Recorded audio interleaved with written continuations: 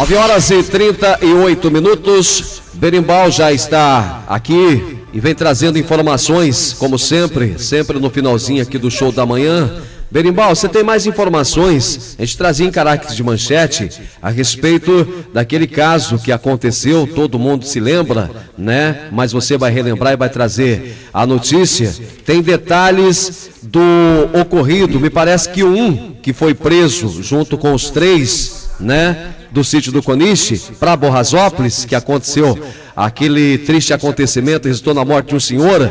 Ele acabou dando detalhes do crime que ele cometeu, é isso? Olha, Ezequiel, nós tivemos um crime brutal praticado na zona rural de Borrasópolis.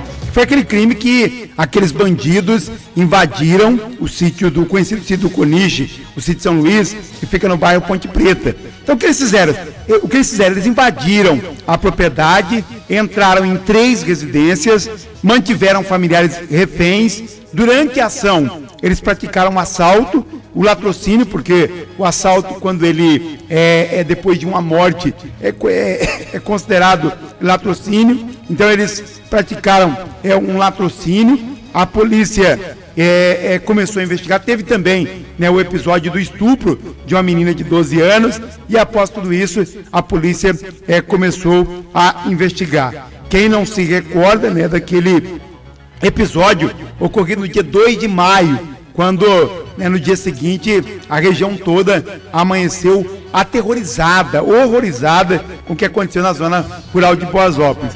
Casas que foram invadidas, um homem que morreu de estresse ali com a ação dos bandidos e uma menina de 12 anos de idade que foi abusada sexualmente. Isso tudo aconteceu no bairro Ponte Preta, na zona rural do município de Borrasópolis. O delegado de polícia, Dr. Antônio Silvio Cardoso, numa investigação, inclusive, muito competente. Eu sei que no começo criticaram, né, disseram que o delegado estava muito lento, que ainda não tinha sido preso ninguém, mas porque a polícia estava fazendo um trabalho realmente inteligente e conseguiu chegar no suspeito. Só para recordar, quem são os suspeitos? Alessandro Cerqueira, Rafael Cerqueira, Valdir Cerqueira e também um rapaz de nome Alex Cerqueira dos Santos.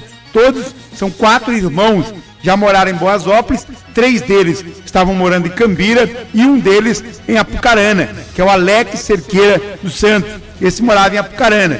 Ele já tinha um conhecimento de Borrasópolis, da região. O Alex Cerqueira, ele já tinha sido casado com a tia da menina que foi abusada sexualmente. Eles conheciam aquela região, conheciam a família. Os pais dele já residiram no município de Borrasópolis, né? O Alex, o Valdir, o Rafael, o Alessandro, são filhos do conhecido João Meloso, já morou também no município de Borrasópolis. Então o delegado prendeu todo mundo, levou todo mundo para a delegacia, depois de pegar celulares, recuperar os celulares que eles tinham roubado. Só que eles negavam o crime. E aí, depois desse período agora presos, né, desde o dia do dia que eles foram presos, eles decidiram, ou pelo menos um deles, o Alex Cerqueira, decidiu confessar o crime.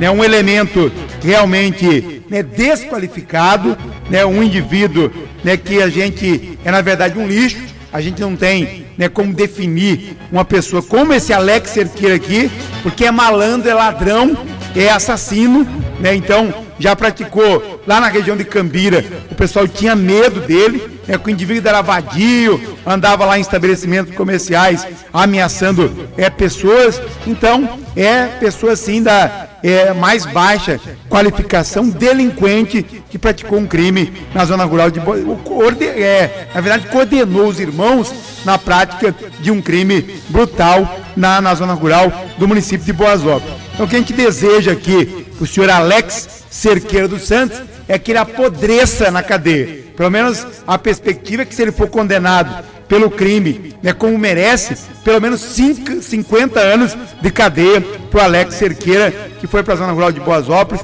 praticar esse crime brutal. E ele, inclusive, confessou que abusou sexualmente da menina. Foi o que disse o delegado Dr. Antônio Silvio Cardoso, numa entrevista exclusiva aqui à Rádio Nova Era. Dr. Antônio Silvio Cardoso, delegado de polícia de Faxinal. Boa tarde, Berimbau. Boa tarde, ouvinte. Nós tínhamos 4 indivíduos presos aqui por envolvimento nesse crime. mas um deles acabou confessando com riqueza de detalhes o que realmente aconteceu no dia. Nós tínhamos indícios contra esses 4 indivíduos, mas um deles, a gente tinha aí provas mais frágeis, né? Que existia não tinha tanta prova quanto a gente tinha para os outros indivíduos. E recuperamos alguns celulares das vítimas que foram roubados no dia, né? Então nós tínhamos aqui um conjunto probatório que não teria como essas pessoas negarem o envolvimento. E um deles acabou confessando o crime. Ele disse que foi o indivíduo que estuprou, ele relatou a conduta de cada um no dia dos crimes, que foram 2 crimes, né? O estupro e o latrocínio, o roubo seguido de morte. Então ele passou riqueza de detalhes aqui, disse que um dos irmãos não estava envolvido, esse que eu disse que nós tínhamos elementos mais frágeis, né? O doutor... Contando ele como um dos autores. O doutor lembra o nome? O que ele disse condiz com o que a gente colheu no dia, no levantamento logo após o crime, né? Então, a partir disso, agora a gente até precisava desses detalhes para individualizar a conduta de cada um. O Ministério Público precisaria disso na denúncia, né? Então, com esses novos elementos que nós escolhemos agora, com esse indivíduo que confessou o crime, vai possibilitar indicar cada um o que fez cada um no dia do crime. Tá? E o 4º indivíduo que ele excluiu, que não estava no dia, ele teve a prisão revogada, a prisão temporária, mas isso também não quer dizer que não venha a ser preso novamente se outros elementos surgirem. Nós estamos agora terminando o inquérito policial, vamos só analisar o material que foi colhido agora, numa medida judicial que nós solicitamos, e nos próximos 15 dias aí nós vamos concluir o inquérito representando pela prisão preventiva desses indivíduos. O delegado já pode dizer para a gente quem é que foi solto e quem é que fez a confissão? Então, o Alessandro Cerqueira foi o que foi solto. Quem fez a confissão foi o Alex, que ele disse que foi ele que estuprou, e foi usado um carro dele no dia, um Fusca, que a gente não conseguiu localizar ainda, que ele teria vendido na cidade de Califórnia. E passou riqueza de detalhes, até condiz com o que a gente colheu no dia, que logo após o crime, nós ouvimos a testemunha que disse que o barulho do veículo que esteve no local teria sentido a Borrasópolis. E ele realmente disse que eles foram sentido Borrasópolis para despistar a polícia. E eles foram seguidos até uma altura e retornaram e seguiram para Cambira, onde foram guardados os objetos roubados, né?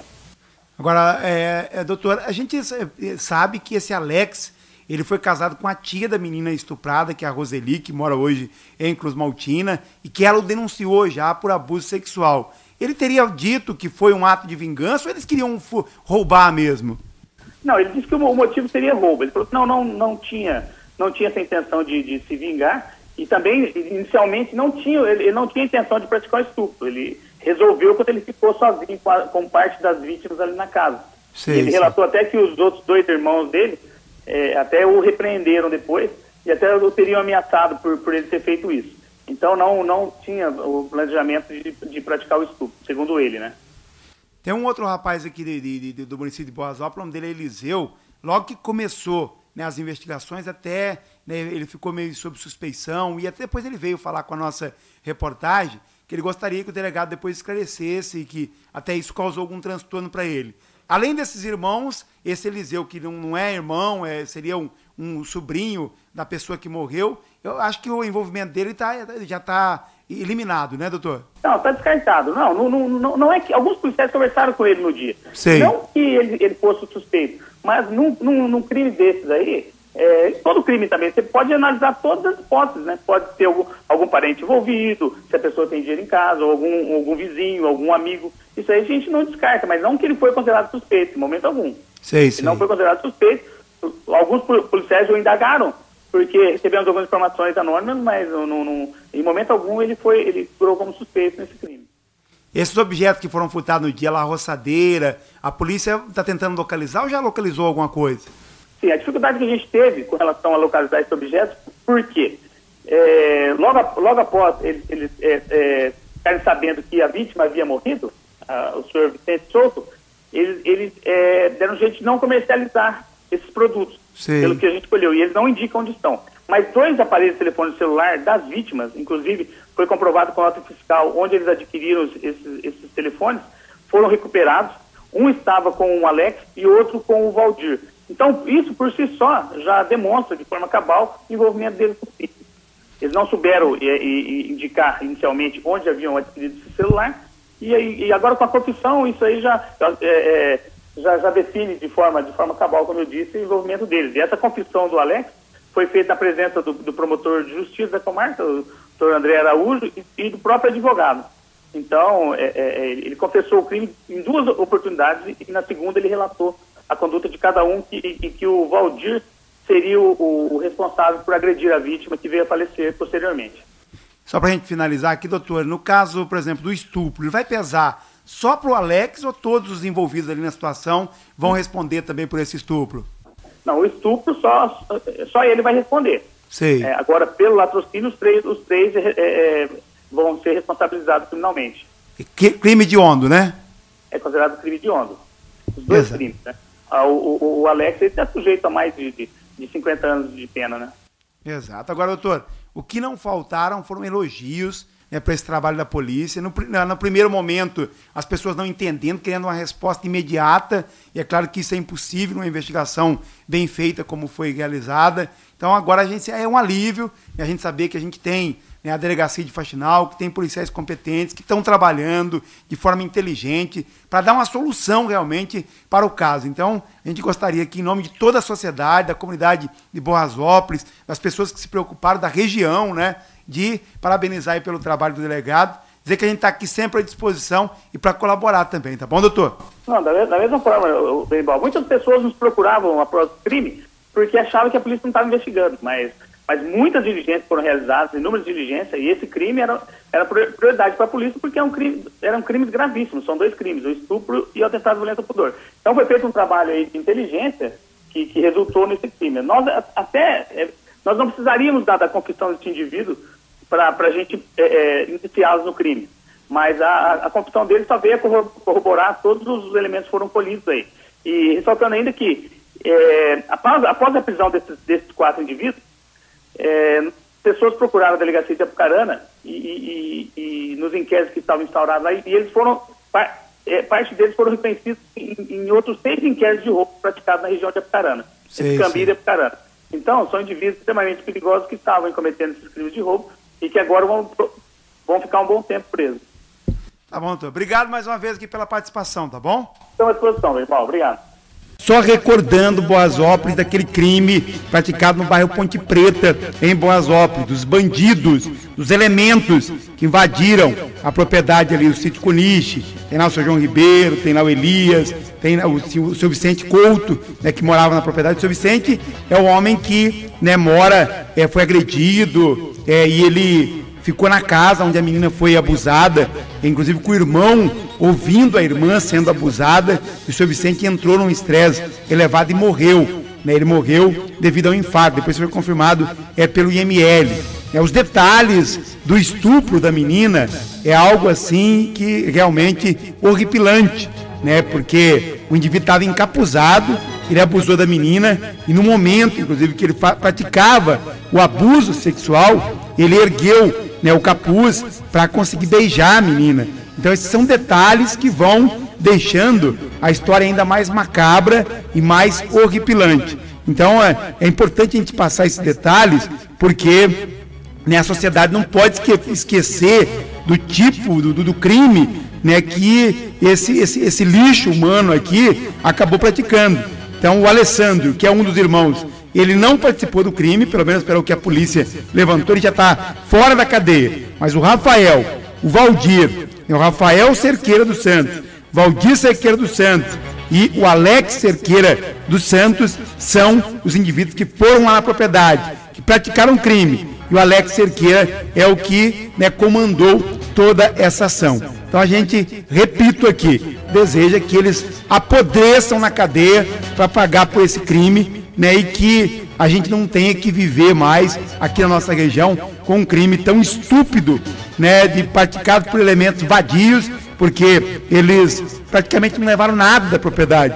Foram 4, 3 roçadeiras manuais, alguns objetos, um pouco de dinheiro do seu Vicente. Então foi um ato, né, eu acredito ainda na vingança, porque esse Alex, ele é casado com a tia da menina de 12 anos, foi casado, foi denunciado por ela por abusar da enteada dele, de uma prima da menina, e ele já até puxou cadeia por isso. Então eu acredito que ele tenha voltado na propriedade mais com um ato de vingança do que, na verdade, praticar um roubo. Então o que a gente deseja é que eles, repito, apodreçam na cadeia e paguem pelos crimes aí que cometeram. E que, né, a própria cadeia vai dar para eles uma punição merecida. E é o desfecho aí desse caso que aconteceu no município de Boa Rasópolis.